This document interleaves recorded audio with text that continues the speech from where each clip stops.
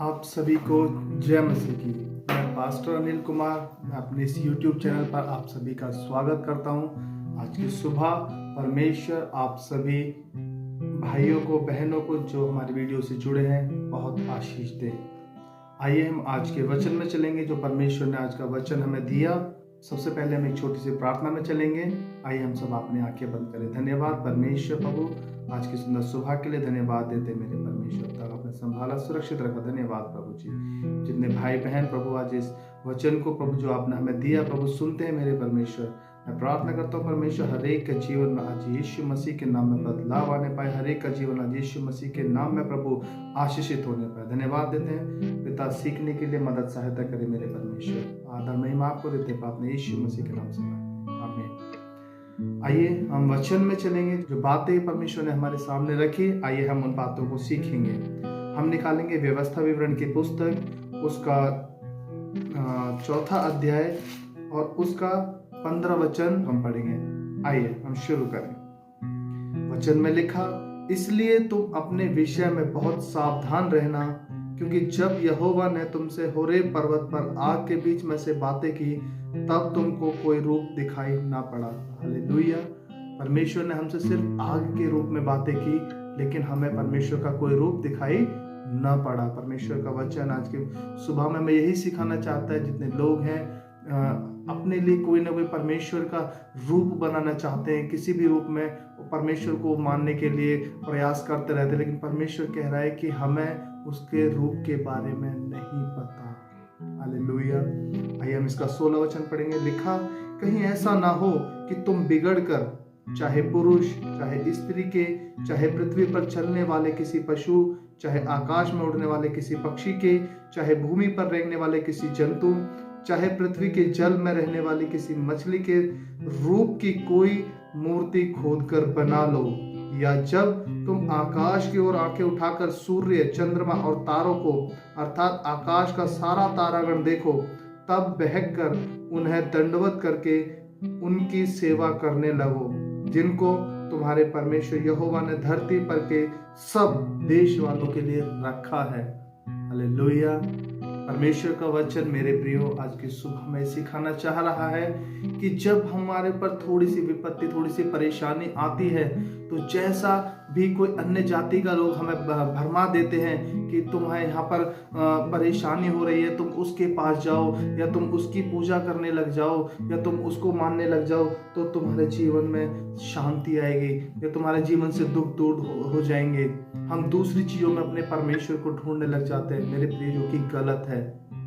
परमेश्वर का वचन कहता है कि वो हमें किसी भी रूप में दिखाई ना पड़ा, हमें सिर्फ एक आग दिखाई दी, जहां से परमेश्वर ने अपने लोगों से होरेब पर्वत पर बातें की। वो कह रहा है कि तुम बहकर ऐसा मत करने लग जाना कि किसी पशु की आप मूर्ति बना लो, या किसी आकाश के पक्षी की मूर्ति बना लो, या भूमि पर रहने वाले किसी जंतु की मूर्ति बना लो, या मछली की मूर्ति बना लो, या फिर ऐसा ना हो कि तुम आकाश की तरफ आंखें उठाकर देखो, तारों को देखो, सूर्य को देखो, चंद्रमा को देखो, उन्हें दंडवत करने लग जाओ। परमेश्वर का वचन कह रहा है कि ये सब तो सब देश वालों के लिए परमेश्वर ने रखा है। ये हमारे इस्तेमाल के लिए रखा है। सूर्य हमारे रोशनी देने के लिए रखा है, चांद हमें चांदनी देने के लिए रखा है। मेरे प्रियो, परमेश्वर ने ये सारी चीजें हमारे लिए, हमारे यूज के लिए रखी, ना कि इसलिए कि हम इन्हें दंडवत करने लग जाए।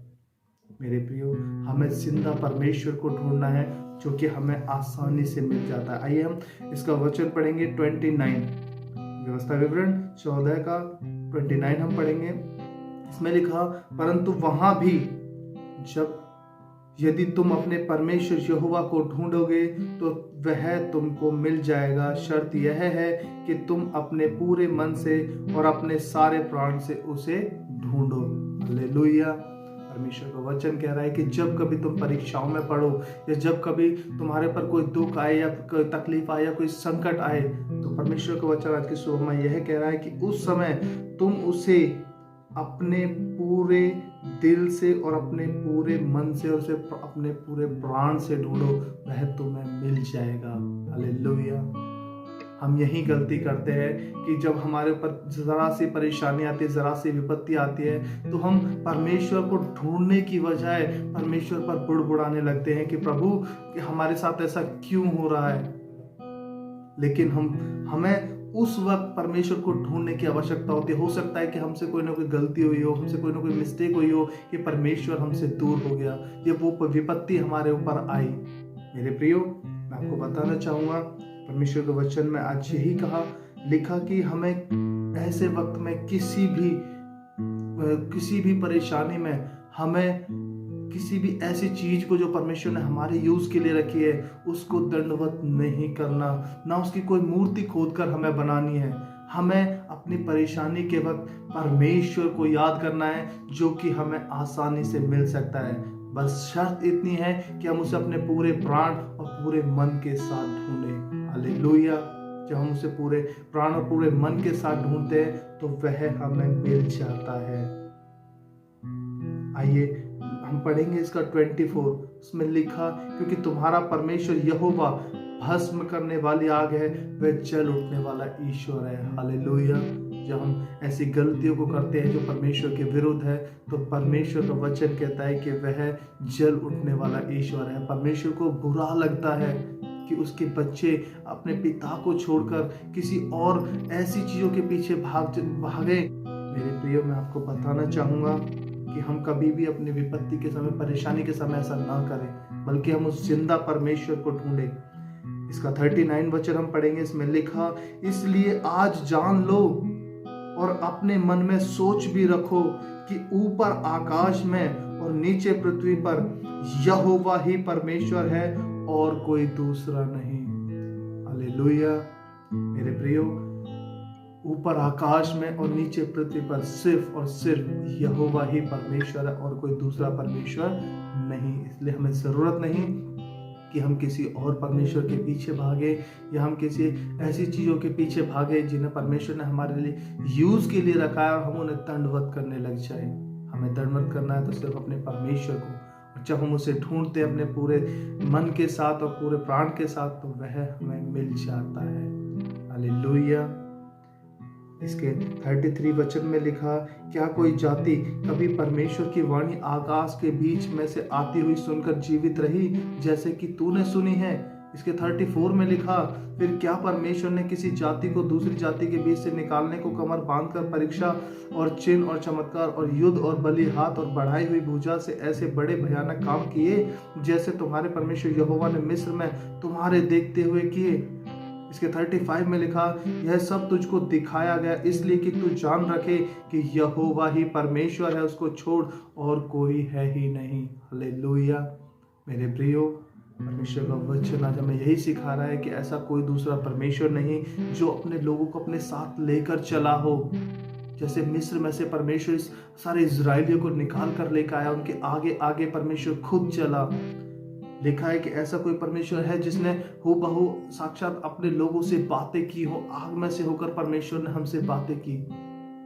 मेरे प्रियो, लिखा है कि यह सब परमेश्वर ने हमें इसलिए दिखाया कि हम इस पर विश्वास करें, इसे जान लें कि यहोवा ही परमेश्वर है, उसको छोड़ और कोई दूसरा परमेश्वर है ही नहीं। हालेलुया। मेरे प्रियो, आज की सुबह परमेश्वर आप सभी को, मुझे यही सिखाना चाहते हैं कि हमारे ऊपर जब भी कोई परेशानी, कोई विपत्ति आए, तो जरूरत है कि हम उस सच्चे परमेश्वर को ढूंढें, ना कि हम उस पर बुड़बुड़ाएं।